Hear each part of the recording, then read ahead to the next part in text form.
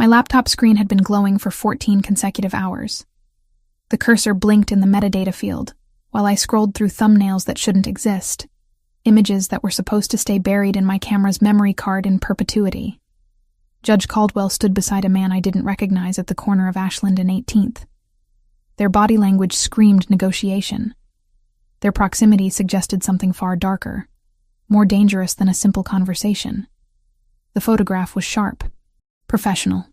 Everything I'd been trained to capture and everything I should have deleted the moment I realized what I'd documented.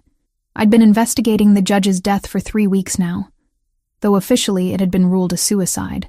Anyone who'd known Caldwell understood that conclusion was fabricated. He'd been too paranoid, too invested in his own survival to take his own life. My studio apartment in Pilsen doubled as everything. Bedroom, office, makeshift kitchen, and temporary home. I'd converted the corner near the window into a darkroom setup years ago, though the equipment had gathered dust since I'd migrated to digital editing. The radiator clanked intermittently against the far wall, a sound so rhythmic by now that I barely registered it anymore. Outside my window, the neighborhood was surrendering to the kind of quiet that only early mornings possessed. Sunday was creeping toward Pilsen, and the Lower West Side slept like it was recovering from exhaustion. The coffee in my cup had gone cold an hour ago. I drank it anyway, not bothering to stand and make fresh. The other photographs were worse than the first. The man beside Caldwell wasn't simply anyone. My research had uncovered federal connections, organized crime ties that stretched across multiple jurisdictions like a spiderweb of corruption. I'd been meticulous. I'd cross-referenced sources, verified information through secondary channels, built a narrative that couldn't be dismissed as paranoia or conspiracy theory. Someone had killed the judge and made it look like suicide. These photographs proved it. My phone buzzed on the desk. Derek again. My colleague had been messaging all week with warnings I couldn't decipher properly. Something about sources asking questions. About someone hunting for a photographer who'd been working the neighborhood. I'd dismissed his paranoia as professional competition initially, jealousy disguised as concern. Now, staring at my screen, watching those images load one after another, I wondered if I'd made a catastrophic mistake in ignoring him. The coffee cup shattered against the floor when hands grabbed me from behind. I screamed. Pure, uncontrolled reflex. But pressure on my mouth killed the sound before it could fully form. The grip was professional. Controlled. Not a robbery, not an assault in the conventional sense. This was calculated. Precise. Do not scream again, a voice said against my ear. Accented. Italian, perhaps, or something Eastern European I couldn't place accurately. Do not make noise. Do not resist. My eyes adjusted enough to see his reflection in the window, a large silhouette, a frame that suggested years of violence or discipline or both. I couldn't discern his face clearly in the low light, only impressions, dangerous impressions. The photographs, he continued, his voice steady and devoid of emotion. You have seen them. You will not tell anyone about them. My heart hammered against my ribs so forcefully I thought bone might crack. How did he know about the photographs? How was he in my apartment? The security door downstairs hadn't functioned since October, but people found ways inside. The technician flashed the controller twice before the hammer work started, so even a clean room would only retrieve silence. He spun me around. Now I could see him properly under the apartment's limited lighting. Dark eyes that seemed to catalog everything about me simultaneously. A strong jaw with a thin scar running along the mandible like someone had sliced him open and forgotten to let him bleed out. He was maybe 35, dressed in clothes that cost more than my monthly rent combined, though I forced myself not to calculate prices. Black hair swept back from his forehead. Olive skin. Handsome in the way predators are handsome. Beautiful wrapped around danger. Designed to make you hesitate just long enough. Who are you? My voice emerged smaller than I expected. Fragile. Someone keeping you alive. He moved toward my laptop, glanced at the screen displaying Judge Caldwell and his mysterious companion. His expression remained impassive, but something hardened behind his eyes.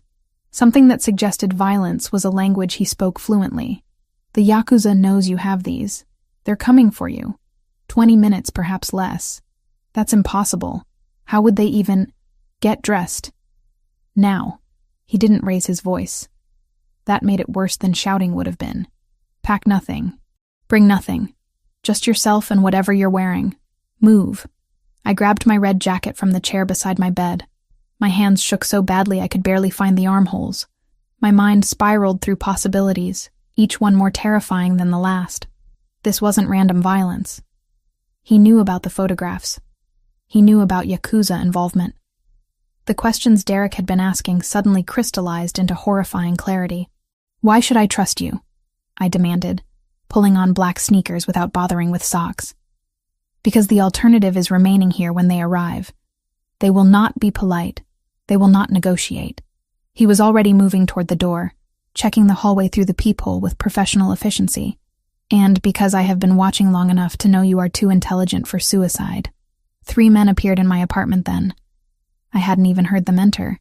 They moved like they belonged here, assessing corners and windows with the efficiency of soldiers trained to identify threats and neutralize them. One of them nodded to the man who'd grabbed me. "Service stairs." He instructed them in a language I didn't understand. Then back to me, his tone brooking no argument. "Move." The hallway was empty. We descended through the back stairwell, the kind nobody used because everyone preferred the elevator despite its unreliability. My breath came in short gasps. My laptop contained everything. My files, my research, the accumulated work of 3 weeks of investigation. I was leaving it all behind. "The photographs," I said as we reached the ground level, my voice cracking. "My work. Already secured." He said it like I should have known this already. Like he'd been planning my extraction for weeks, maybe longer. "You do not touch them. You do not know where they are. This keeps you alive." The back alley opened onto 19th Street. A black car waited with its engine running, windows so darkly tinted I couldn't see inside. He pushed me toward the back door. I resisted on instinct, but his hand was already there, guiding me not unkindly but with absolute authority that didn't allow for negotiation. "Get in." The interior smelled like expensive leather and cologne, the kind that probably had an Italian name I couldn't pronounce. Another man sat in the driver's seat. He didn't acknowledge me, just pulled into traffic the moment my captor closed the door behind us. The streets of Chicago slid past the window, in a blur of neon signs and closed storefronts. I watched the neighborhoods change. Pilsen's colorful murals and cultural landmarks gave way to industrial areas, then highways, then stretches of darkness where the city eventually surrendered to the natural landscape. At some point, I realized I was crying. Silent tears down my cheeks that I didn't bother wiping away because what did it matter anymore? "What's your name?" I asked the man beside me. He was staring out the window, his profile sharp and defined against the passing streetlights. A predator at rest. Nicholas Verziani. The name meant nothing to me then. It would mean everything soon enough. "Where are we going?" "Somewhere secure, for now." The drive stretched into hours. My captor, Nicholas, didn't speak again. He answered his phone once, speaking in rapid Italian to someone on the other end. The only English words I caught were "secure" and "media" before he switched back to his native language. My hands clenched in my lap. Everything I understood about my life had inverted in less than 30 minutes. Dawn was breaking over Michigan when we turned onto a private road. The property appeared suddenly through dense trees. A modernist house with glass walls and clean lines. Nothing like I'd expected a criminal to own. Nothing about this made sense. Everything about it terrified me completely. He helped me out of the car like we were arriving at a date, his hand at the small of my back. Cameras tracked our movement with methodical precision. Security was visible but not aggressive. Men nodded as we passed, acknowledging their boss and his unusual cargo. "This is where you stay," Nicholas said, gesturing inside, "until this resolves. And if I refuse?" He looked at me with those dark eyes, and I understood without needing words that refusing wasn't really an option. The door had closed behind me the moment I climbed into that car. I was inside now. Inside his world. Inside his cage. The morning light found me in a room I didn't recognize, surrounded by unfamiliar furniture that belonged to someone else's carefully curated life. I woke to the sound of movement beyond the door. My body rigid on sheets that smelled faintly of laundry detergent and something floral I couldn't identify. The bedroom was larger than my entire apartment back in Chicago. Floor-to-ceiling windows overlooked a lake I didn't remember seeing during the drive, though it must have arrived at some point during the hours I'd been too terrified to register my surroundings properly. A woman entered without knocking. She was in her 60s, with salt and pepper hair pulled into a neat bun, and an expression that suggested she'd seen far stranger things than a kidnapped photographer in her employer's guest room. She carried a tray with coffee, fresh bread, butter, and jam arranged like an apology. He'd had the cameras in the guest wing disabled after midnight, he added. An experiment in trust. Buongiorno, she said, setting the tray on the mahogany side table. Her accent was thick, authentically Italian. Sophia, I take care of the house. Mr. Versiani wants you in the library at 10. You have 2 hours. What did Caldwell fear? Nicholas asked. Not as an attack. More like a man testing a fence. Obsolescence, I said. And whoever taught him that leverage is just the habit the powerful wear to sleep. Nicholas turned a page that he wasn't reading. You don't like judges. I don't like choreography. I set the book down. Caldwell's calendar had a pattern. Lunches at places that don't serve lunch. Notes that aren't notes. 2-letter initials that aren't initials. He met Tanaka twice in places that were loud and sweet. Bakery kitchens, delivery bays. He picked the rooms where sugar hid microphones. He was careful. Careful gets you predictable. Predictable gets you dead. Nicholas watched me the way the very alert watch the bite marks on a story. And you took pictures of the wrong meeting. The right one, I corrected. At the wrong time. He weighed that for a beat and nodded like a chess player conceding a graceful loss. We're both here because of timing. It was the first truth we shared that felt like mercy. She left before I could form a response. I sat there staring at the coffee, wondering if it was drugged, if anything in this house could be trusted.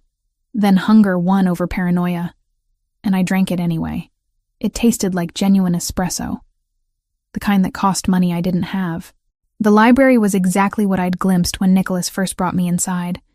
Floor-to-ceiling shelves on 3 walls, natural light flooding through windows that framed the Michigan landscape like paintings. But now I could see the collection properly. First editions, books in Italian, Portuguese, English, a leather wing-back chair positioned near the fireplace. Everything spoke of someone who read, who thought, who wasn't supposed to be a criminal. Nicholas was there with 2 other men when I arrived precisely at 10 o'clock. The one I recognized from my apartment was called Franco. He'd been mentioned only in passing during the ride, but he had the diplomat's face of someone trained to negotiate. The other man, Marco, looked like someone's nightmare. Scarred knuckles, eyes that had seen violence rendered into routine. Olivia, Nicholas said, gesturing to a leather sofa across from where he sat. You slept well? I hope. I didn't sit. I was kidnapped. I slept like kidnapped victims sleep. Fair assessment. He didn't seem offended. Let me explain what happened. What followed was a clinical breakdown of my own investigation turned against me. Weeks ago, his people, informants scattered across Chicago in positions I couldn't have guessed, had flagged my movements. A photographer asking questions about Judge Caldwell. A woman accessing certain public records. Interviewing specific people. Building a narrative that Nicholas described with the precision of someone who'd already reviewed it. The Yakuza discovered you before we did, he explained, leaning back in his chair like this was a business meeting rather than the dismantling of my life. They understood immediately what those photographs represented.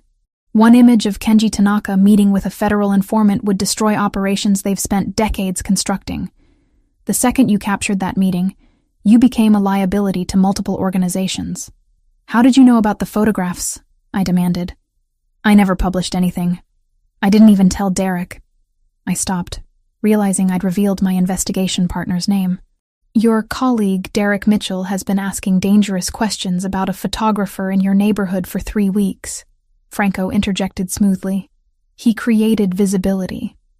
Visibility attracts attention from people who cannot afford witnesses. Nicholas continued, his voice steady as though discussing weather. I monitored the situation because the photographs implicated me. Not as an informant. I'm too invested in remaining invisible to work with federal agencies. But my people were conducting business in that area. If your images contained evidence of my operations alongside evidence of federal cooperation, Then suddenly the FBI has leverage I cannot allow them to possess. So you kidnapped me to protect yourself, I said, the reality of it landing like a physical blow. I kidnapped you to keep you alive. There was something in his tone that suggested he believed this distinction mattered. You were 3 hours away from Yakuza operatives deciding what to do with a witness. They were coming with questions and no intention of leaving you breathing. I arrived first. He pulled a laptop from beneath the coffee table and opened it. News from Chicago filled the screen. Local headline, "Photographer missing in connection with judge investigation." My photograph stared back at me from my own investigation files, a professional headshot I'd used for freelance work. FBI statement requesting information regarding my whereabouts. "They're looking for you," Nicholas said. "Federal Bureau of Investigation considers you a potential witness to corruption. Yakuza considers you a liability that needs permanent removal. Both organizations would love to find you. The difference is their intentions. So I'm what? Leverage for you? Insurance? You're a woman who saw things she shouldn't have and survived long enough to need protection from people more dangerous than I am." He closed the laptop. "Your mother lives in Meadowbrook Assisted Living in Chicago. She's registered under her legal name, Nancy Foster. She has moderate Alzheimer's and requires 24-hour care. That care costs approximately $7,000 per month." The shift in conversation was so abrupt, I felt momentarily disoriented. "How do you know about my mother? I know everything relevant about you. Your mother will be kept safe. Her facility will continue receiving full payment. No one will approach her, threaten her, or use her as leverage against you. This is my guarantee. And if I don't cooperate, then we're back to the original problem. You have 2 organizations hunting you. I'm offering a third option. Cooperation in exchange for safety. For you and for Nancy." Franco spoke up then. "Your colleague Derek has also received protection. Subtle, but comprehensive. We've discouraged certain organizations from making contact with him. He's been told very clearly that information regarding your location or condition dies with anyone foolish enough to capture him." I realized what they were saying. Derek was being protected, yes, but as leverage. If I tried to contact him, if I tried to leave, anyone desperate enough could use him to force compliance. "The photographs," I said quietly. "What happens to them?" "They remain secure until the situation resolves," Nicholas replied. "You don't know where they are. This is intentional. The Yakuza cannot torture information from you that you genuinely don't possess. The FBI cannot subpoena evidence they cannot locate. The photographs become insurance for all parties, including you." I sat down then, feeling the reality of my new existence settle across my shoulders like weight. "For how long?" "Until Yakuza stops hunting you," Nicholas said. "Until the FBI loses interest in pursuing a missing person with no remaining leads. Until I'm confident you can exist in the world without attracting lethal attention." Weeks? Months? Potentially. He wasn't offering false hope, which was somehow worse than if he'd lied. "You'll have freedom within this property. The grounds are secure but extensive. There's a library, a pool, gardens. You can make phone calls to your mother, though they'll be monitored. You cannot leave without escort. You cannot contact authorities. You cannot attempt communication with your former colleagues. And if I refuse, then I'll arrange your departure and hope that the 3 weeks it takes for Yakuza to locate you are peaceful ones. But we both know they will find you eventually." The weight of the trap was absolute. Nicholas wasn't threatening me. He was simply presenting mathematics. Stay here, or die on a timeline I couldn't control. Neither option was freedom. Both options were just variations of confinement. "I want guarantees," I heard myself say. "Written. About my mother's care. About what happens to me." For the first time, something that might have been respect flickered across Nicholas's face. "You'll have them. Franco will prepare documents. But understand, Olivia, my word is better than any paper. Paper can be found, used against you. My word is business, and business is how I survive." He stood, indicating the meeting was finished. Marco and Franco followed him toward the door, leaving me alone in the library with my coffee gone cold and my entire understanding of safety permanently altered. The books around me suddenly felt like props in someone else's story. I was merely an actor now, following a script I'd never auditioned for. That first night alone in the guest room, I called my mother. The phone was monitored. I could hear the faint click of recording equipment. But she answered, confused and cheerful. I told her I was on a work retreat. She didn't question it. She never questioned anything anymore. When I hung up, I sat in the darkness of my borrowed room and acknowledged the truth. I was exactly where Nicholas had calculated I would eventually agree to be. Not kidnapped anymore. Imprisoned by mathematics and care, and the simple, terrible fact that staying alive meant staying here, in his world, under his watch, until he decided the threat had passed, if it ever passed at all. The pool became my sanctuary by the third day. It was an indoor facility with glass walls overlooking the lake, heated to a temperature that made me forget about the security cameras I could see mounted in the corners. Sophia had provided me with a swimsuit, black, simple, expensive, that appeared in my room with the precision of hotel service. Everything here operated with that kind of invisible efficiency. Meals materialized, clothes were cleaned and returned. The world functioned around my confinement like I was a guest rather than a prisoner. On the afternoon of day 4, Franco found me there. He didn't emerge from the changing room in swim trunks. He simply stood at poolside in his dress shirt and slacks, watching me with the careful attention of someone assessing a potential threat. "You're not attempting escape," he observed, settling into one of the lounge chairs nearby. I pulled myself from the water, reaching for the towel he'd probably ensured would be available. Where would I go? This property is surrounded by forest and security. I'd be dead before reaching the main road. Exactly. Franco smiled, and it was almost genuine, which means either you're intelligent or defeated. I'm guessing intelligence. I'm terrified, I corrected, wrapping the towel around myself. Terror and intelligence aren't mutually exclusive. He offered me a water bottle. Cold, condensation beating on the glass. Your mother enjoys the new art therapy program at her facility. Nicholas arranged additional funding for specialized programs. The staff says she's more engaged than she's been in months. The mention of my mother landed like a punch. I don't need updates on her condition in exchange for compliance. Isn't that what you want, though? To know she's cared for? Franco's tone wasn't cruel, just practical. We're not monsters, Ms. Foster. We're simply people managing complications. He left after that, leaving me alone with the realization that Nicholas had done his research so thoroughly, he understood the exact leverage points in my psychology. He wasn't being cruel. That was almost worse. Cruelty would have been easier to resist. By day 5, I'd established a rhythm. Morning coffee with Sophia, who gradually became less a jailer and more a presence in a life I was learning to tolerate. She told me about her family in Sicily, about grandchildren she saw twice a year, about how she'd worked for various, important men, because that's what Italian women of her generation did. They worked for important men and didn't ask questions. The implication was clear. I could do the same, or I could struggle uselessly. The library became my second sanctuary. I'd discovered Nicholas's collection wasn't merely aesthetic. His books were used. Passages were marked. Margins contained handwritten observations in precise Italian script. I found a volume of Pasolini's poetry and recognized the same passages he'd annotated. The overlap was unsettling. This criminal I was imprisoned by, and I had read the same words, thought similar thoughts about power and mortality, and the corruption of beautiful things. I started writing letters I never intended to send. The line clicked twice, the way it does when someone is measuring your voice by its decibels. Then my mother's breath, small and papery, and immediately home. "Pumpkin," she said, and I closed my eyes at a name that didn't belong to any adult woman I had managed to become. "It's me," I said. "You sound good today." "I painted a lemon," she announced solemnly. "The teacher says I gave it a shadow. Do lemons have shadows?" "Everything does, if the light is honest."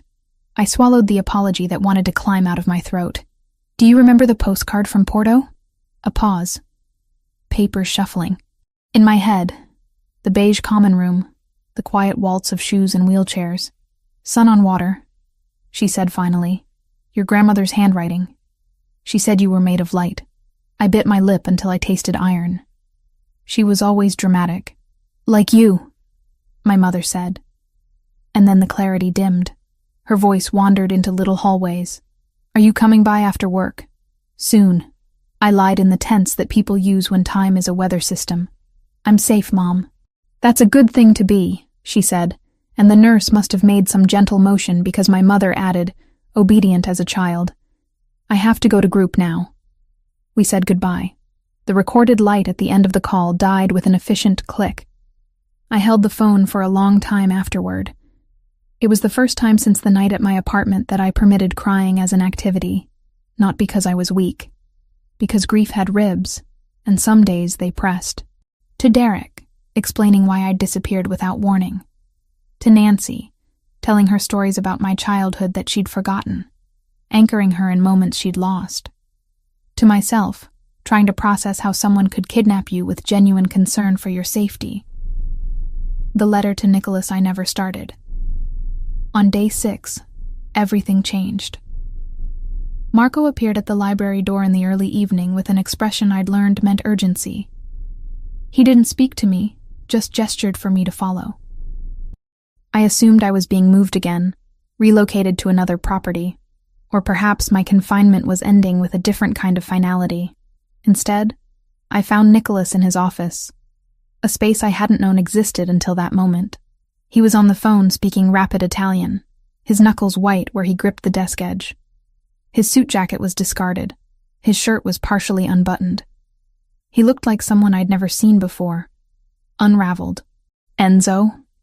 he was saying, his voice carrying an edge that suggested violence might follow this phone call. "How serious?" "No. Call me the moment—" He saw me and cut the conversation short, hanging up without goodbye. For a moment, we simply existed in the same space. Him behind the desk looking like his world was collapsing. Me in the doorway, unsure if I should retreat. "Your uncle?" I asked quietly. "Infarto. They're saying minor, but—" He stopped, running a hand through his hair. He raised me. "My father died when I was 8. Enzo taught me everything. If he didn't finish the sentence. The vulnerability of it was staggering. This man who'd orchestrated my kidnapping, who commanded organizations and controlled territories, was afraid of losing someone he loved. I moved into the room without permission. I sat in the leather chair across from his desk without being invited. The silence stretched between us, heavy with things neither of us could say. "He won't die," I heard myself offer. "Minor infarto means he survived the worst part. That's significant. You don't know that." "No," I agreed. "But I watched my father's health decline for years. I know what it looks like when someone is actually leaving. And I know what it looks like when they're fighting to stay. There's a difference." Nicholas looked at me then. Really looked at me, like I'd suddenly become visible to him in a way I hadn't been before. "Why are you comforting me? Because your uncle raised you. Because you love him. Because—" I paused, searching for honesty. "Because you're human. Because that matters." He stood and moved toward the fireplace, not looking at me. The room was growing dark outside the windows. Lights were coming on across the property, casting everything in geometric patterns of brightness and shadow. "I have nightmares," he said quietly. "About failing. About the organization collapsing because I made one wrong decision. About people I'm responsible for dying because I was weak. That's not weakness. That's conscience.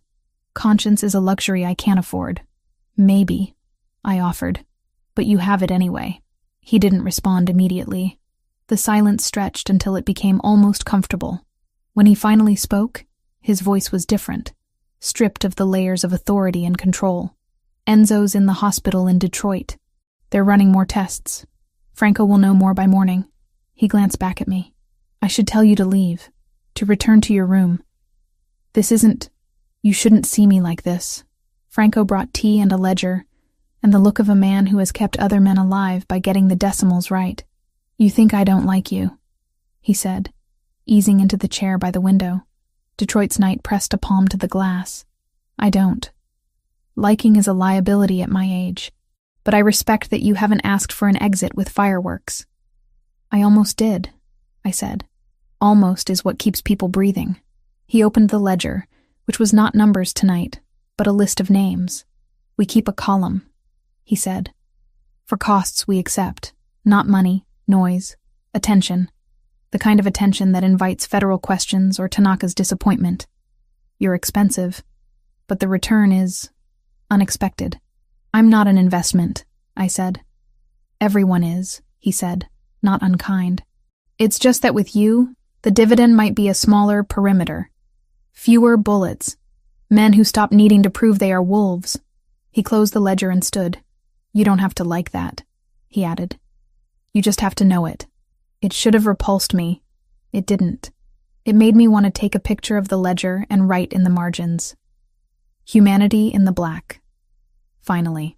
Why not? Because it complicates things. What things? He turned to face me fully then, and I realized he was genuinely struggling with the answer. The things that keep me from making you disappear. The things that make you more than leverage. I stayed in that office with him until well into the night. We didn't talk anymore after that. We simply existed in the space together. Him watching his phone for updates about Enzo, me pretending to read a book I'd pulled from his shelf, both of us aware that something fundamental had shifted between captor and captive. By the next morning, Enzo was stable. The infarto had been minor. He would recover. And somewhere in the relief of that news, I understood that I was no longer simply imprisoned. I was connected now to this man's world in ways that transcended my own agency. His vulnerabilities had become mine. His fears had become comprehensible to me. I was still trapped, but I was beginning to wonder if I was only trapped by the walls, or if the trap had somehow become internal. I learned the perimeter in the language Marco trusted. Distances. Not metaphors, not reassurances, numbers. He handed me a laminated card like a hotel key that opened nothing except a map of where I could stand without triggering protocols. The red squares were no linger zones. The blue paths were permissible routes. The green dots were places where a camera angle left a blind seam for 20 seconds. Tiny, almost artistic margins of privacy if I needed to breathe without a lens. You won't use the green dots, he said. But knowing they exist is part of the math. Panic is what kills people. Panic, and pretending you don't live inside an equation. He pointed to the tree line. There's a 70-second delay from the first motion ping to boots reaching that stone path. If an unknown crosses the lawn, you move to the library. Not the kitchen, not the pool. Library. Doors there seal in 3 seconds. We can lose a kitchen. We don't lose you. I don't like being part of your inventory, I said. You aren't. His tone was flat but not cruel. You're the variable that breaks the model if we're sloppy. The yard smelled like damp earth and cedar. Far off, the lake kept its own counsel. I held the card until it warmed to my palm and then slid it into the pocket of the black jacket Sophia had found in my size. What happens if I run? I asked. Marco didn't sigh. Men like him don't waste breath that way. Then you trust fear more than you trust timelines. Fear has worse aim. I looked back at the glass house that wasn't a home and had started to pretend it could be. And you? What do you trust? That Mr. Verciani doesn't make sentimental mistakes, he said. After a beat, softer, not twice. I filed the wrong tenderness of that into the folder where I kept words that would matter later. Then I walked the blue path once, then again, until the math of surviving felt less like surrender and more like competence. That night, when I traced the card with my index finger in the dark, I realized competence was sometimes the only dignity captivity offered. I took it anyway. The days following Enzo's stabilization blurred into something resembling normalcy. Nicholas returned to the property with his shoulders slightly less weighted down by dread, though tension remained etched into the corners of his mouth. He didn't seek me out immediately, but his presence became more pronounced around the house. I'd catch glimpses of him in the library late at night, reading in the same chair where I'd watched him fall apart. Different versions of the same man existed in different rooms. On day 9, Franco informed me that the restrictions on my movement were being amended. I could access the entire house without escort. The pool remained monitored by security cameras, which he explained with apologetic precision, but I could swim whenever I wished. The gardens were accessible during daylight hours, though a guard would maintain visual distance. It wasn't freedom. It was a carefully calibrated expansion of my cage. Why? I asked him as he outlined these new parameters in the morning room where Sophia served coffee. Because Mr. Verciani believes you're not a flight risk. Franco said it like reading from a prepared statement. He also believes you're suffering unnecessarily under constant observation. What Franco didn't say was that something had changed in how Nicholas viewed me after that night in his office. The vulnerability he'd revealed had created a debt between us that neither of us quite understood. Or perhaps it had simply made me human to him in ways I hadn't been before. I tested the boundaries carefully. The gardens were expansive. Manicured lawns giving way to natural forest, stone pathways winding through carefully planted trees that somehow managed to feel both designed and authentic. I walked them daily, always aware of the man maintaining distance behind me. Never threatening, just present. The library became my real sanctuary after that. I could spend hours there without surveillance beyond the cameras. Nicholas had clearly been accumulating books for decades, and the collection told stories about him that his carefully maintained exterior never would. Philosophy, poetry, economic theory, crime novels written by authors who romanticized a life he lived without romance. On day 10, I discovered the annotations. I'd been browsing the Italian section, pulling volumes at random, when I found his handwriting. Passages marked in Pasolini's work, in the margins of which Nicholas had written observations in precise Italian script. The same passages I'd underlined in a worn copy I found on another shelf. We'd been reading the same words, circling the same ideas about power and corruption, and the way beautiful things could be ruined by people who loved them. It was such a mundane overlap, two people drawn to the same literature, but it unsettled me. This man who'd orchestrated my kidnapping, and I had thought in parallel lines about Pasolini's vision of a dying world. That evening, I found Nicholas in the study I'd discovered. He was working through documents. The jacket of his suit discarded, sleeves rolled to his elbows. He didn't look up immediately when I entered. "We read the same books," I said. He set down his pen. "We do. How?" "Coincidence. Shared aesthetics. The fact that people drawn to organized crime are often drawn to literature that explores corruption and collapse." He gestured to the chair across from his desk. "Sit, if you'd like." We didn't discuss the books that night. Instead, he talked about Enzo's recovery, about the organization's movements, about the delicate balance required to maintain power across multiple jurisdictions. Conversations that should have terrified me instead fascinated me. He was trying to explain himself without explicitly doing so, offering context for decisions that had shaped my captivity. The physical distance between us closed incrementally. By day 12, he'd begun appearing in the library where I spent my afternoons reading. He'd settle into the opposing chair, work through correspondence on his laptop, occasionally ask my opinion on a passage I was reading. The proximity was intoxicating for reasons I couldn't fully articulate. That night, I'd fallen asleep reading. I woke to discover he'd moved me from the uncomfortable library chair to my bedroom. He hadn't touched me inappropriately. I'd simply been repositioned with careful efficiency, covered with a blanket. The violation should have angered me. Instead, I felt something far more dangerous. Trust. "Why did you do that?" I asked him the next morning. "Because you were sleeping in an impossible position.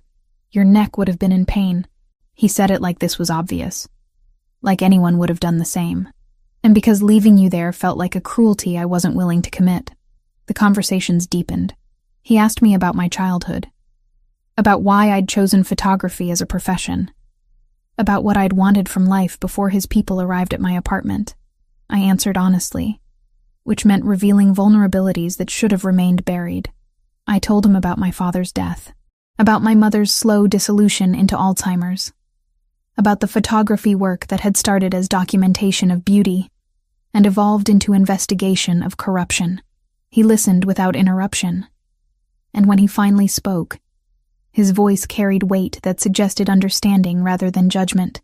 "We're not so different," he said quietly. "Both trying to expose truth. Both understanding that truth is dangerous. I expose truth to punish corruption. You perpetuate it." Yes. He didn't argue the point. But perhaps that's simply where our moral frameworks diverged. I was born into this. You chose investigation. Neither of us had the luxury of remaining unaware. Day 14 arrived with the same steady routine I'd fallen into. Morning coffee. Library time. Afternoon walk through gardens. evening meal with Sophia, who'd begun teaching me simple Italian phrases like I was staying here permanently, like this might actually become my life. Then Marco appeared in the library doorway, with an expression I'd learned to read as something between alert and dangerous. Nicholas looked up from the documents he was reviewing, and the entire atmosphere of the room shifted. "We have a problem," Marco said in Italian, though slowly enough that I could follow. "Tanaka's people. They've found the perimeter." Nicholas's jaw tightened.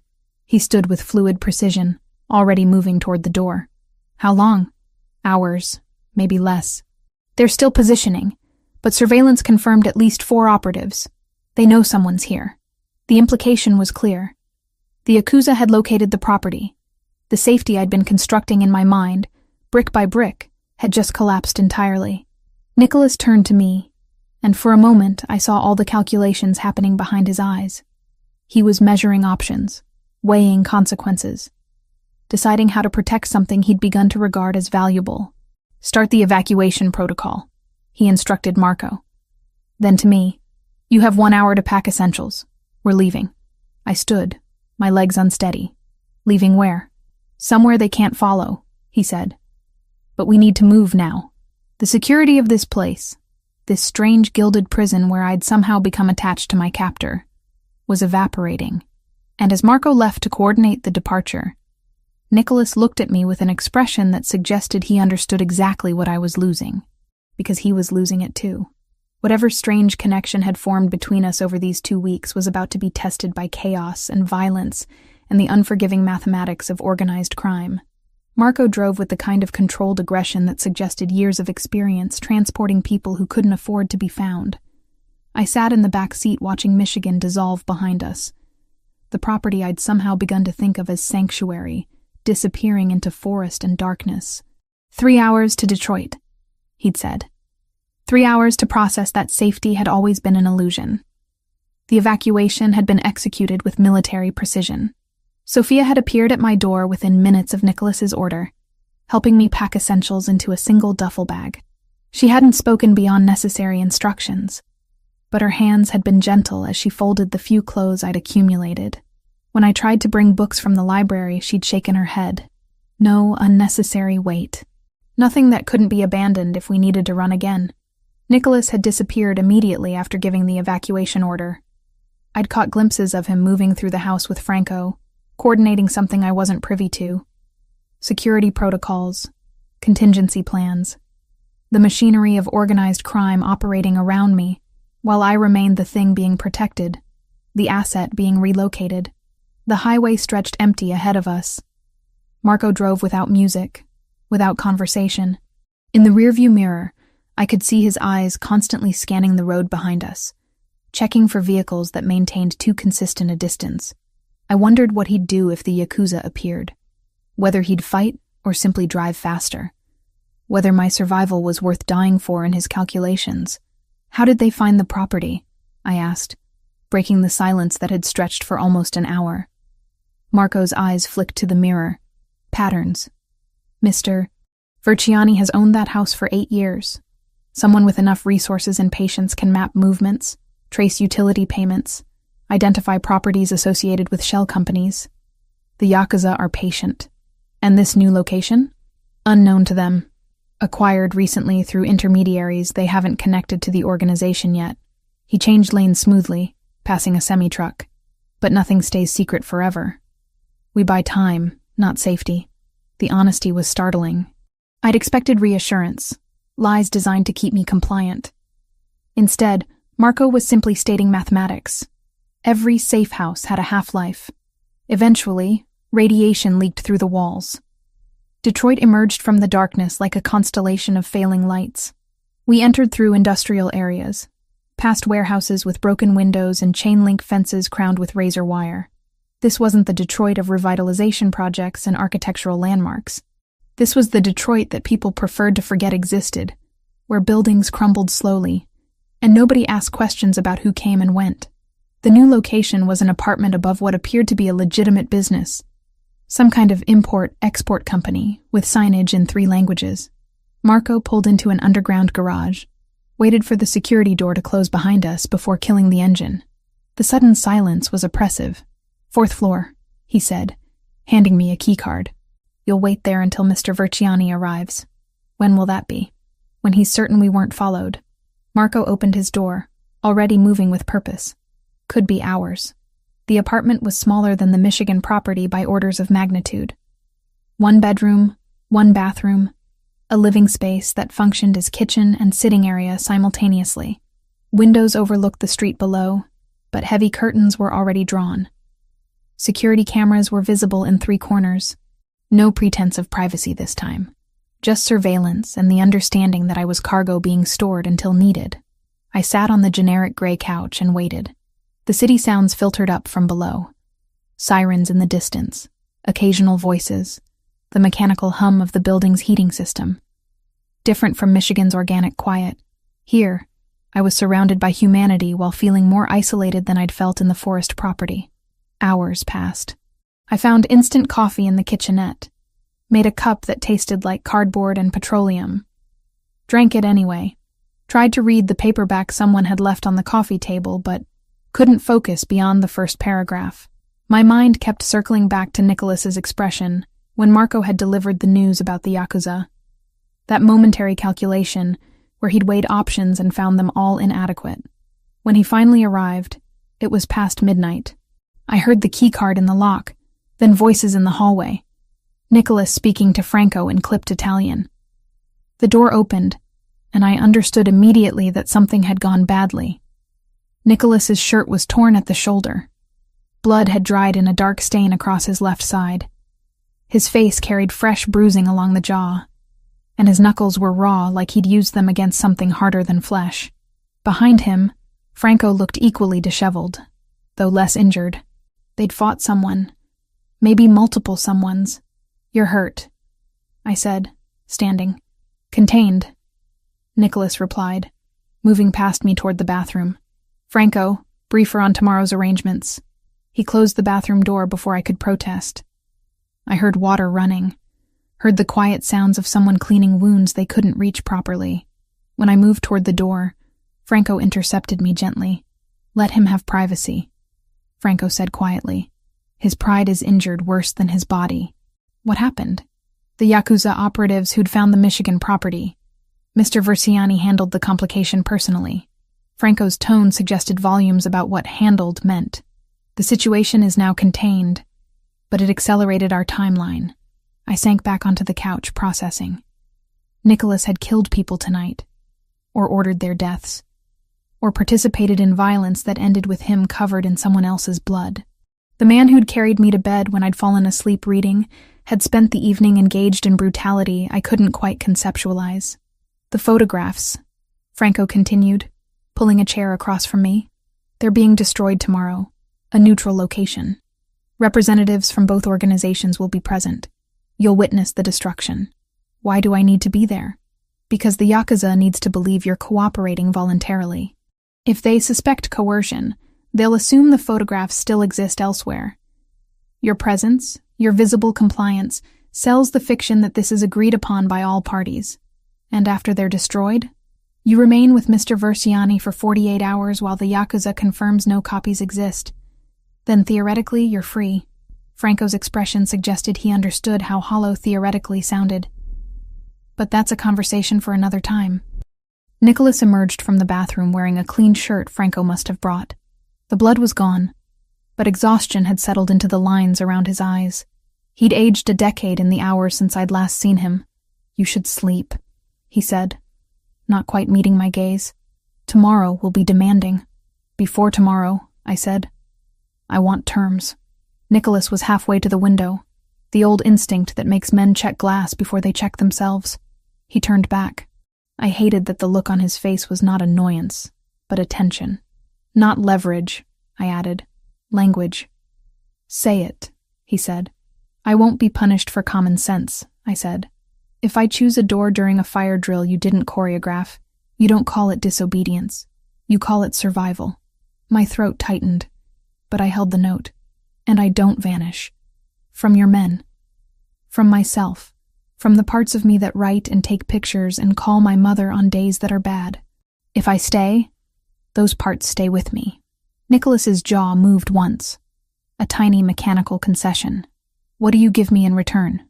The obvious, I said. No police, no journalists, no improvisations that make your men die because my feelings were louder than your math. And I tell you when my fear wants to do something stupid, so your math can be louder. Somewhere in that, his shoulders lowered by a degree, math would not register. Done, he said. Say it like a contract, I said, because words are the only paper some men respect. He did. He said it in Italian, then again in English, careful with each consonant like each was a trigger. I repeated it back. The window at his back doubled us. In the reflection, we looked like an approximation of something civilized. It wasn't. It was better. A truce neither of us had been taught how to want. Are you all right? Functional. He finally looked at me directly. The men tonight, they weren't supposed to engage. They were surveillance only. When they realized we were evacuating, they attempted to capture you directly, force our hand. And they failed. The finality in his voice left no room for further questions. You're safe. That's what matters. But safety felt increasingly relative. I was safe from the Yakuza only because Nicholas had committed violence on my behalf. I was safe from federal prosecution only because he'd hidden evidence. I was safe from abandonment only because I'd become something more than leverage to him. Every form of safety I possessed was conditional, negotiated, temporary. I don't know how to feel about any of this, I admitted. Neither do I. His honesty surprised me. You should have remained a problem to solve. You became complicated instead. We stood there in the small apartment, two people caught in circumstances neither had chosen, connected by violence and necessity, and something neither of us wanted to name. Tomorrow I would help destroy the work that had defined my investigation. Tomorrow I would participate in theater, designed to convince murderers that I was compliant. Tomorrow, the fragile routine we'd built in Michigan would be replaced by uncertainty. Tonight, I simply watched Nicholas move to the window and check the street below, his body still coiled with tension from whatever he'd done to keep me breathing. The man who'd kidnapped me. The man who'd saved me. The man I was beginning to realize I couldn't separate from anymore, no matter how much psychological distance I tried to maintain. Franco left us alone after that, promising to return at dawn with appropriate clothing for tomorrow's meeting. When he was gone, Nicholas and I existed in silence, punctuated only by the city's ambient noise. He didn't approach me. I didn't retreat. We simply occupied the same space, waiting for a morning that would change everything or change nothing, depending on whether the Yakuza believed the performance we were about to stage. Franco arrived before dawn with clothing that transformed me into someone playing a role rather than living a life. Black tailored dress, professional blazer, heels that clicked against concrete with authority I didn't possess. In the mirror, I barely recognized myself. The woman staring back looked composed, controlled, capable of witnessing the destruction of her own investigation without falling apart. You need to appear cooperative, Franco explained, adjusting my collar with practiced precision. Not grateful, not traumatized, professional, someone who understands the business being conducted. Nicholas watched from the corner of the room without speaking. He'd slept in the chair beside my bed, his presence a constant weight that should have comforted me, but instead intensified the claustrophobia of knowing I was about to perform theater designed by criminals for an audience of worse criminals. The warehouse location was provided only minutes before departure. Some neutral ground that neither organization controlled, chosen through negotiations I wasn't privy to. Marco drove while Franco briefed me on protocols. I would stand beside Nicholas. I would not speak unless directly addressed. I would watch the photographs be destroyed and offer no visible reaction. My presence alone would communicate what mattered. Voluntary cooperation. What if I refuse? I asked as the city blurred past. Then you've already decided you'd rather die than be saved, Franco replied without judgment. Because that's what refusing means now. The warehouse was industrial anonymity, red brick exterior that could have been anywhere in America. No signage, no indication of purpose. Nicholas's people had arrived first. I counted 6 of them positioned at entry points and interior corners. They were mercenaries disguised as bodyguards, their movements suggesting they'd killed people, and would do so again without hesitation. Then the Yakuza arrived. 4 vehicles, 8 men in suits that fit too precisely, and 1 man who commanded the space simply by occupying it. Kenji Tanaka. I recognized him from the photographs I'd taken. In person, he was smaller than his reputation suggested. But the way everyone oriented around him revealed the actual architecture of power. Mr. Versiani, Tanaka greeted Nicholas in English, touched by a Japanese accent.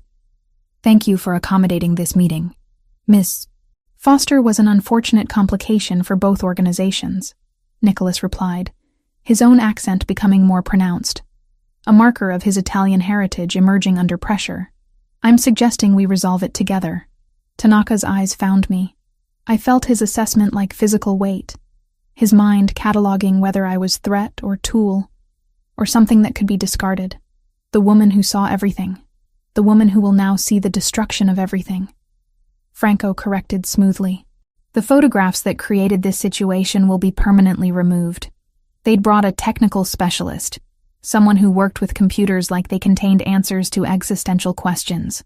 He set up equipment in the center of the warehouse while both organizations maintained distance like predators establishing territory. The photographs appeared on a monitor suspended from portable stands. Images I'd captured.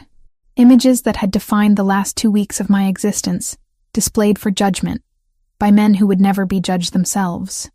Everything from the SD card, the specialist announced. Full backup recovery attempted. Nothing exists beyond these images. Tanaka nodded to one of his subordinates, who handed him a device. The destruction should be witnessed by both parties. Complete deletion.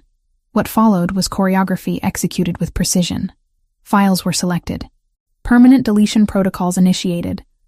Progress bars filled toward finality. My investigation vanishing into code and mathematics, and the absolute erasure of evidence. Each photograph I'd risked everything to capture, each moment I'd documented, reduced to null values and empty sectors on a hard drive that was then physically destroyed. They brought a hammer. The specialist's hands shook as he smashed the hard drive into fragments. Tanaka watched with the expression of someone closing a book they'd already read. When the last piece had been destroyed, he turned to Nicholas. The girl walks free after 48 hours of verification, Tanaka said. If she's found speaking to authorities, the agreement becomes void. Understood, Nicholas replied. And Versiani... Tanaka stepped closer to Nicholas.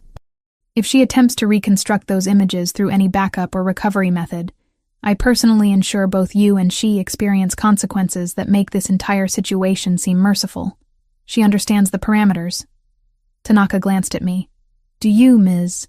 Foster, do you understand that your freedom is conditional on absolute silence? That speaking to journalists, police, or federal agencies means immediate execution? That the only path to continued breathing is complete erasure of this entire situation from your mind? I wanted to resist. I wanted to rage about agency and autonomy, and the fundamental wrongness of being bartered between organizations that destroyed lives for profit. Instead, I nodded. Yes, I said quietly. The meeting concluded with handshakes that looked more like contract negotiations than human interaction. Both organizations withdrew slowly, maintaining distance like animals establishing neutral territory. By the time we reached the car, the warehouse was being sanitized, people erasing evidence that either organization had ever been present. They were careful about it, which is how I knew it was real. No sirens, no press. A woman in a navy suit who didn't introduce herself as anything, and didn't need to. She waited by the service entrance of the warehouse while Tanaka's convoy dissolved like a disciplined tide. Her hair was neat in the way of people who sleep 3 hours and pretend it's a choice. When Franco saw her first, he only said, 5 minutes, to Nicholas. Nicholas said nothing, which I understood as permission that could be revoked by a single verb. I'm not here to burn you, the woman said to me, not glancing at the men who were not statues. You are not in custody. I'm not in the business of martyring photographers. A small line appeared between her brows, or women with mothers in memory care. The information sat heavy in the air like a file set gently on a table. She wasn't flexing. She was proving she could have, and chose not to. What do you want? I asked. Absence, she said. Of you. From this case. From our reports. From the places where a spreadsheet might teach someone your name by accident. Your friend Mitchell is smart enough not to print you. He'll stay that way. She let that hang, then added, I'm not asking you to trust me. I'm asking you to believe I prefer some truths without corpses. She gave me a card with nothing on it. Blank ivory. Show this at the airport, she said. And then to Nicholas without meeting his eyes. Don't make me chase her. We won't, Nicholas said. The woman left like math leaving a room, quietly, with the dignity of numbers that don't need applause. It was the only time the FBI felt like a wall and not a blade. During the drive back to the Detroit apartment, nobody spoke. Franco remained in the front seat, while Nicholas and I occupied the back in perfect silence. I kept seeing the photographs being destroyed. Not with sadness, I'd already grieved them, but with a strange sense of completion. That chapter had ended. A different one was opening, though I couldn't yet see its margins. Back at the apartment, Franco delivered documents while Nicholas showered away the physical residue of the meeting. A new passport identifying me as Olivia Wells, born in Boston. $30,000 in cash arranged in neat bundles. A plane ticket to London dated for 24 hours later. Everything required to become someone else. These are your exit requirements, Franco explained, laying everything on the coffee table like evidence for a crime I was about to commit. You'll have a secure departure window. Nobody will interfere with your departure. You disappear into the world, start fresh, never mention any of this. And if I don't use them? Then you stay with Mr. Versiani indefinitely. You remain in this life.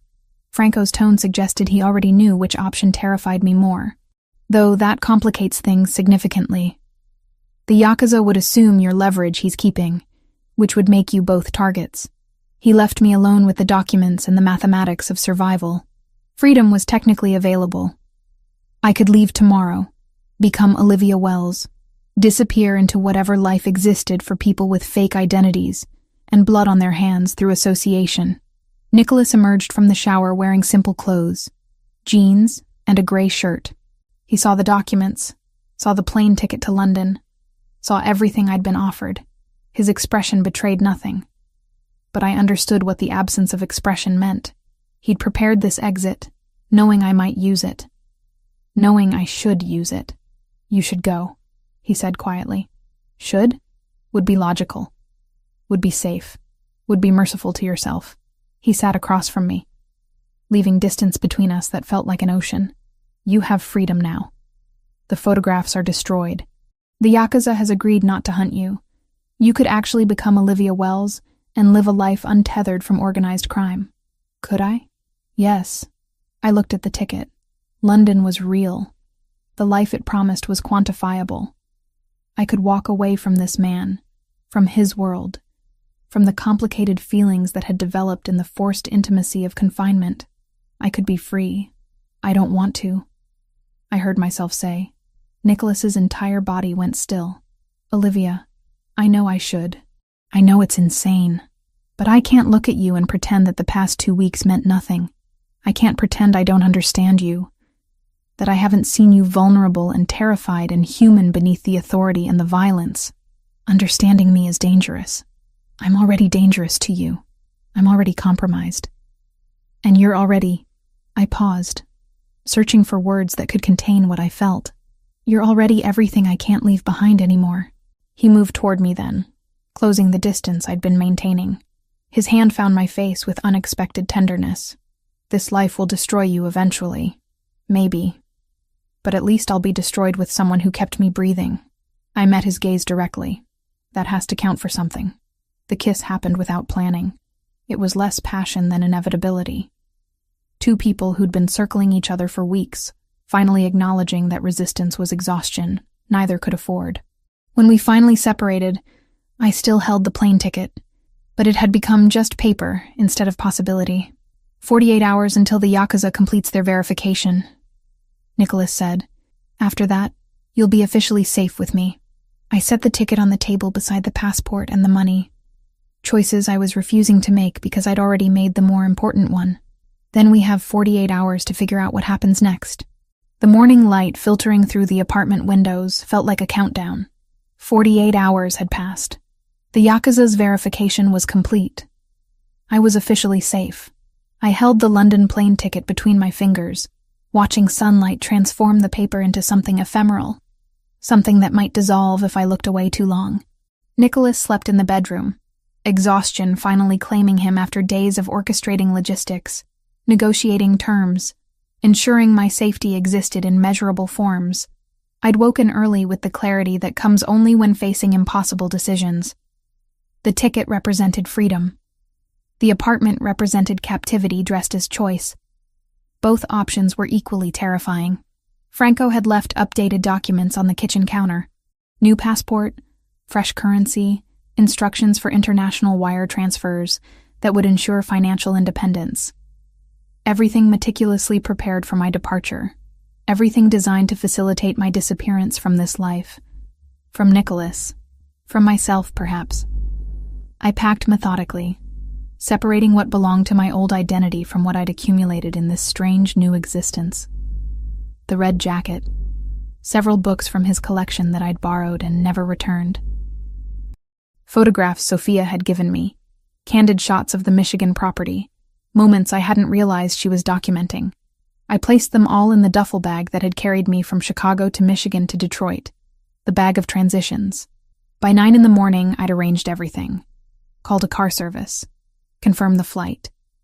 Written a letter to Nicholas that I couldn't bring myself to finish, let alone leave. The words felt insufficient against what he'd offered, what he'd risked, what we'd constructed together in those weeks. Marco arrived to drive me without being asked.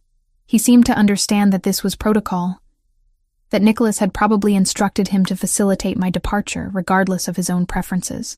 We didn't speak during the journey to the airport. The city passed in blurs of architecture and ordinary life. People walking to jobs, catching buses, living existences untethered from criminal organizations and impossible choices. Inside Detroit Metropolitan, I moved through the terminal like an actor inhabiting someone else's narrative. Olivia Wells, born in Boston, traveling to London for professional development. The passport was excellent. The story was plausible. Nothing about me suggested I was abandoning the only person who'd ever seen me completely. Security line, carry-on inspection, all normal procedures for normal people making normal flights. I followed the flow of travelers toward the gate area, pulled toward my seat assignment and my new life, with the momentum of inevitability. But at the gate, sitting among families and business travelers and students embarking on semester abroad programs, I opened the duffel bag to retrieve my phone for flight mode. That's when I found it. A mochila within the bag, sealed in clear plastic. Inside were things that shouldn't have traveled with me. Things I'd never packed. My diaries from the Chicago apartment. All 3 of them. 3 years of my private thoughts, locked away in Nicholas's safe while I remained imprisoned. But he'd kept them, and now they were here. Underneath the diaries lay photographs. My father as a young man, holding my mother before I was born. Me at 7 years old building sandcastles on a beach I'd forgotten I'd ever visited. My grandparents at their wedding, both long dead, both preserved in emulsion and paper, memories I'd thought were lost forever. And beneath those, a postcard, the exact postcard my grandmother had sent me when I was 12. A beach scene from Porto, Portugal. On the back, her handwriting in English. For our Olivia, who captures light so beautifully. Come see the world. Grandma. My hands began shaking. These were artifacts of myself that had no place in a criminal's safe house. These were intimate pieces that shouldn't have been preserved, analyzed, studied by someone orchestrating my kidnapping. Yet, here they were. Nicholas had kept them. He'd protected them. He'd curated them like treasures. The boarding announcement echoed through the terminal. First-class passengers were invited to board. I stood without conscious decision, moving toward the gate with my boarding pass extended. The flight attendant scanned it. She smiled. She gestured me forward. I couldn't move. My body had separated from my will. Around me, travelers flowed toward the jetway. The attendant looked up questioningly. "I'm sorry," I heard myself say. "I need to reschedule." The logistics of canceling a flight were surprisingly simple. The airline processed the refund. The gate agent issued a new ticket valid for future travel. I walked back through the terminal carrying luggage I'd repacked, and a decision I couldn't fully articulate. Franco was still waiting in the arrivals area, checking his phone with the patience of someone who'd anticipated exactly this outcome. When he saw me emerge from the security area, he didn't smile or offer congratulations. He simply nodded and gestured toward the parking structure. "Mr. Versiani will be pleased," he said as I climbed into the car. "Don't tell him. Not yet." The drive back to Detroit was quieter than the drive to the airport. I held the mochila in my lap, understanding that its contents represented something I couldn't quantify or rationalize. Nicholas had violated my privacy completely. He'd preserved pieces of my soul without permission. He'd demonstrated the absolute depth of his obsession with understanding me. It should have terrified me. Instead, I felt seen in ways I'd never experienced before. The apartment was silent when we arrived. Franco left without comment, discretion his specialty. I found Nicholas in the bedroom, awake now, watching the window with the expression of someone counting down hours until a departure they'd already accepted. "The flight," he said without looking at me. I came back. His entire body went still. Vertebra by vertebra, his spine straightened. He turned to face me completely. "Why?" I opened the mochila. Showed him the diaries, the photographs, the postcard. "Because you kept these. Because you preserved pieces of me that I'd thought were destroyed. Because violating my privacy so completely somehow became the most honest thing anyone's ever done. Olivia, I'm not staying because I'm trapped," I continued. "I'm not staying because I lack alternatives. I'm staying because you've already seen everything I am, and you haven't destroyed it. You've protected it. That's terrifying and impossible and completely insane. But it's also the only thing that matters." He moved toward me like crossing an ocean. His hands found my face with that same careful tenderness he'd shown only in private moments. "If you stay, things will be complicated. They already are. You could die. I could have died in Chicago. At least here I'll have died understood." I met his gaze directly. "I'm staying because staying with you is the only choice that feels honest anymore." His kiss held all the words neither of us could speak. When we separated, something fundamental had shifted.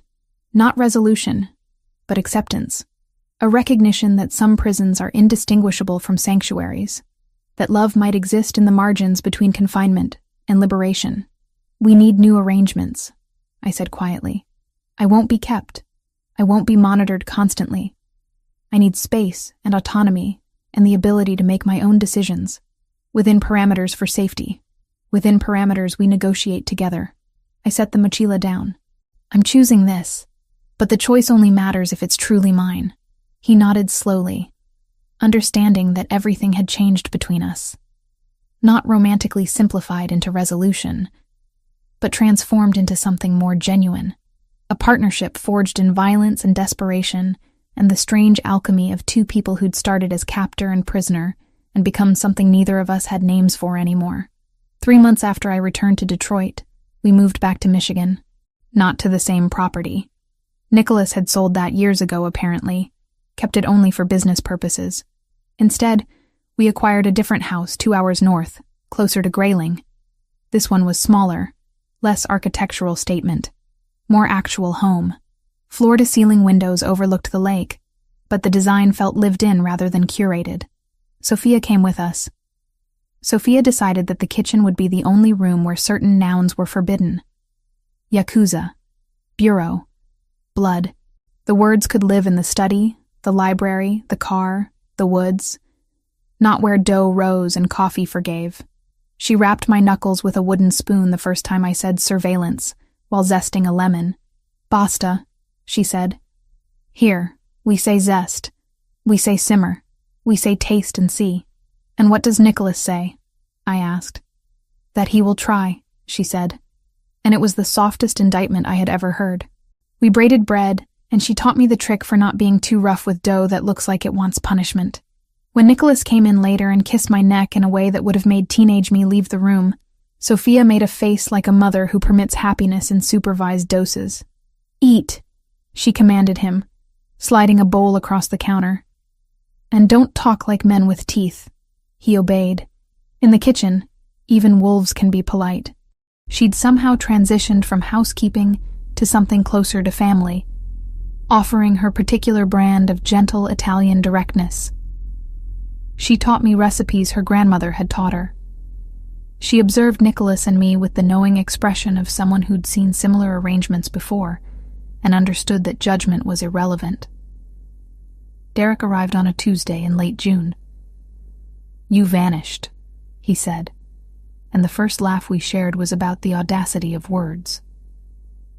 "I adapted," I said. He took that in, the way good reporters respect an answer you didn't exactly give. "Do you love him?" he asked, not cruelly. "I love the math we wrote," I said, "and the man who lets the math be kinder than it used to be." "That sounds like yes," Derek said. "It sounds like survival wearing something nicer than guilt." I squeezed his hand. "Please don't write me." "I wrote around you," he said. "Negative space, Liv. You'd be amazed how much picture lives there." He was right. The best journalism knows the difference between what's true and what needs to be printed. He looked different than I remembered, hardened by 3 months of investigation, of building a career from the ashes of my disappearance. He'd become a crime reporter, following stories that led him directly to the Versiani organization and the Yakuza conflict. When I'd suggested he might be putting himself in danger, Nicholas had simply arranged for his protection. Not imprisonment, just careful oversight. Derek lived freely in Chicago, but he lived with the knowledge that powerful people were watching him. "You look good," Derek said, embracing me with the awkwardness of someone who'd known me before all this. "Happy, even. That's disturbing." "I'm not happy exactly," I corrected. "I'm adapted." He spent the afternoon with Nicholas, an encounter I'd dreaded. But Nicholas treated him with the respect due someone who'd once been my world. They discussed journalism, corruption, the intersection of truth and power. By evening, Derek was asking if he could return occasionally. By the next morning, he'd become something like trusted. My mother visited in early August. She didn't quite understand what had happened during those weeks when I'd disappeared, her Alzheimer's conveniently obscuring the gaps in my narrative. She knew I was with someone. She knew I was safe. She seemed content with that knowledge. We walked the Michigan grounds together, her hand in mine, while Nicholas maintained appropriate distance.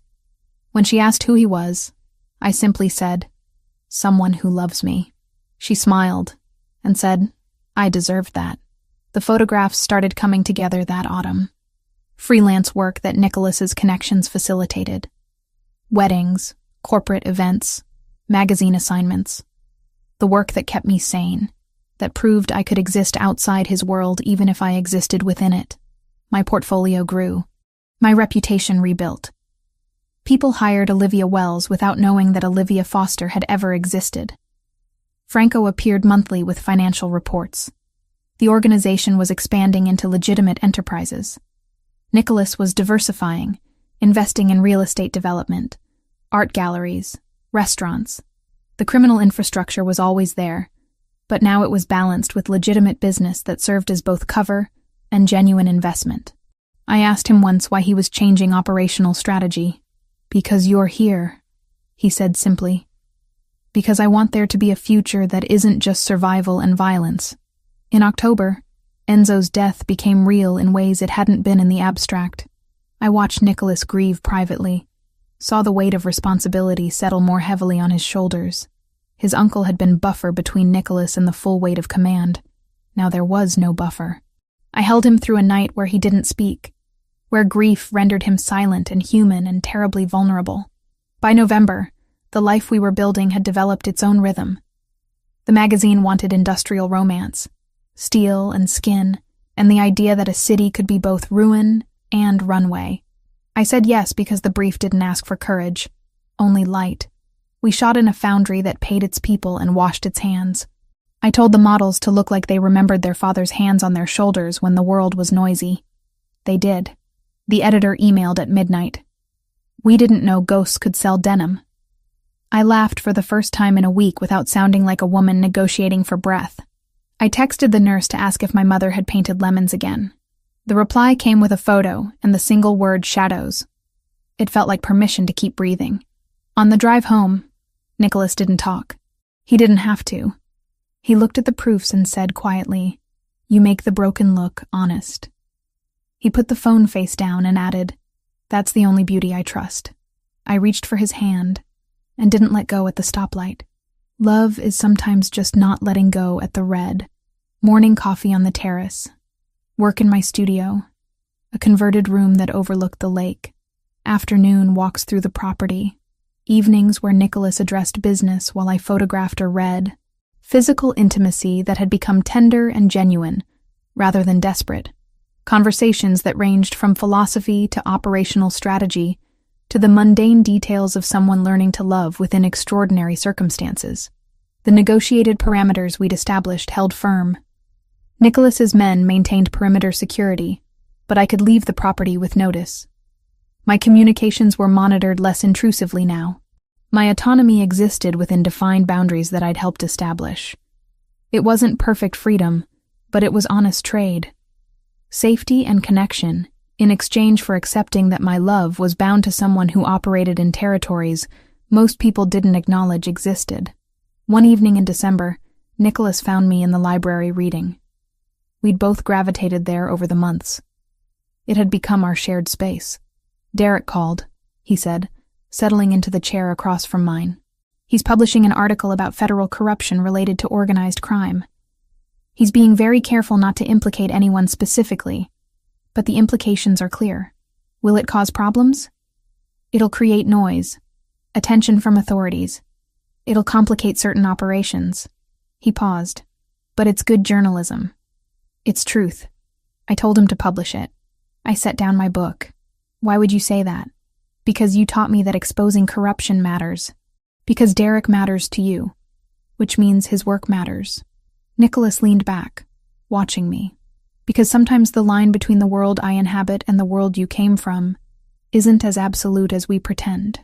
That night, we lay in bed watching moonlight pattern across the ceiling. I thought about the girl who'd been editing photographs in a Chicago apartment 3 months ago. That version of me would never have recognized this one. That version had believed in clear moral lines. This version understood that moral lines were negotiable. "Do you regret it?" Nicholas asked into the darkness. "Staying with me? Every day," I replied honestly. "And not at all." "That's paradoxical." "Yes." He found my hand in the darkness. "I'll never let you go." "I know. Does that bother you?" "Sometimes," I admitted, "but less than it used to, because I'm not sure I want to be let go anymore." The year ended with snow covering the Michigan landscape. Derek published his article to significant attention. Nancy had a good month cognitively. Sophia made lasagna that tasted like Italy. And I existed in the margin between the woman I'd been and the woman I was becoming. This wasn't redemption. It wasn't resolution. It was simply the ongoing negotiation of two people who'd started as captor and captive and become something more complicated. Nicholas never stopped being dangerous. I never stopped understanding the cost of my choice. But we chose each other anyway, day after day, within parameters we'd established together. As spring approached, I wondered what the next chapter would require, whether the Yakuza peace would hold, whether federal investigations would eventually complicate our arrangement, whether Derek's journalism would create exposure we couldn't navigate. But those were questions for future seasons. For now, I sat beside Nicholas in the library and existed in the impossible space we'd created. Not happy. Not free in conventional ways. But present. Witnessed. Loved by someone who'd literally broken into my life to save it, and who understood that salvation and captivity weren't always distinct concepts. The lake outside the windows reflected moonlight, like mirrored truth. Neither of us had chosen the circumstances that brought us together, but we'd both chosen what came after. And that choice, renewed each morning, had become the only freedom that mattered anymore.